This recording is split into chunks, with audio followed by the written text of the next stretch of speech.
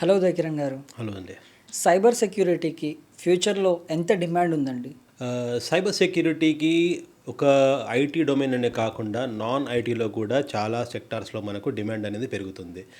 ఇది దేనికి అంటే మనకు ఒకటి ఇంటర్నేషనల్ స్టాండర్డ్స్ రెగ్యులేషన్స్ మూలంగా కావచ్చు, లేకపోతే గవర్నమెంట్ రూల్స్ పెట్టడం కూడా కావచ్చు అండి. ఫర్ ఎగ్జాంపుల్ ఇండియాలో డిపిడిపి యాక్ట్ అని చెప్పేసి ఒకటి ఉంది.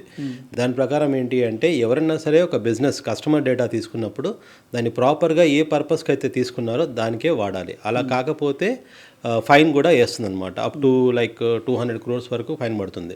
సో మరి ఆ ఫైన్లన్నీ తప్పించుకోవాలి, ఇవన్నీ జాగ్రత్తగా డేటా మెయింటైన్ చేసుకోవాలంటే ఆల్మోస్ట్ అన్ని బిజినెస్లు ఏవైతే కస్టమర్స్ డీల్ చేసుకున్నాయో సైబర్ సెక్యూరిటీ అనేది ఇంప్లిమెంటేషన్ చేసుకోవాలి. సో ఆ పాయింట్ ఆఫ్ వ్యూలో కూడా ఫ్యూచర్ అనేది మనకు సైబర్ సెక్యూరిటీ రోల్స్కి చాలానే ఉంది. సైబర్ సెక్యూరిటీ కోర్స్ కంప్లీట్ చేసిన తర్వాత ఒక స్టూడెంట్ ఏ జాబ్స్కి అప్లై చేసుకోవచ్చు అండి? ఫ్రెషర్ పాయింట్ ఆఫ్ వ్యూలో ఆలోచిస్తే కనుక మనకు సాక్ అనలిస్ట్ రోల్స్ ఉంటాయి. L1 L2 అనలిస్ట్ అని చెప్పేసి ఉంటాయండి. వాటికి అప్లై చేసుకోవచ్చు. జూనియర్ పెనిట్రేషన్ టెస్టర్ అనే రోల్ ఉంటుంది రెండోది.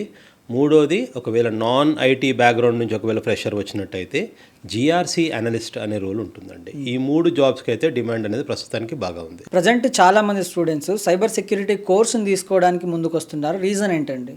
అవేర్నెస్ అనేది మనకు లాస్ట్ 3 years 4 years నుంచి కూడా గవర్నమెంట్ పాయింట్ ఆఫ్ వ్యూ కూడా పెరిగింది. మీరు చూస్తూనే ఉంటారు, బీటెక్లో ప్రతి కోర్స్ కూడా ఇప్పుడు కంపల్సరీగా సైబర్ సెక్యూరిటీని ఇంక్లూడ్ చేస్తున్నారు.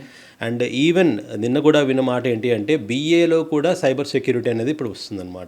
సో ఈ అవేర్నెస్ అనేది బాగా పెరిగి ఫ్యూచర్లో డిమాండ్ మనకు ఉండబోతుందని చెప్పేసి cloud computing, cloud security, data centres పెరుగుతున్నప్పుడు దానికి ఈక్వల్గా సెక్యూరిటీ కూడా అవసరం అనేది గవర్నమెంట్ గుర్తించింది. అందుకే 2040 వరకు కూడా ఎవరైతే ఫారెన్ ఇన్వెస్ట్మెంట్స్ మనకి ఇండియాకి వస్తున్నాయో వాళ్ళందరికీ ట్యాక్స్ ఫ్రీ చేసింది కూడా గవర్నమెంట్ ఇందుకే. సో ఎంప్లాయ్మెంట్ అనేది పెరగాలంటే కంపల్సరీగా సైబర్ సెక్యూరిటీ కూడా ఆపర్చునిటీస్ ఇవ్వాల్సిందే. సో ఆటోమేటిక్గా స్టూడెంట్స్ కూడా అది గుర్తించి తెలివైన వాళ్ళు కాబట్టి అందరూ కూడా they are going towards cyber security.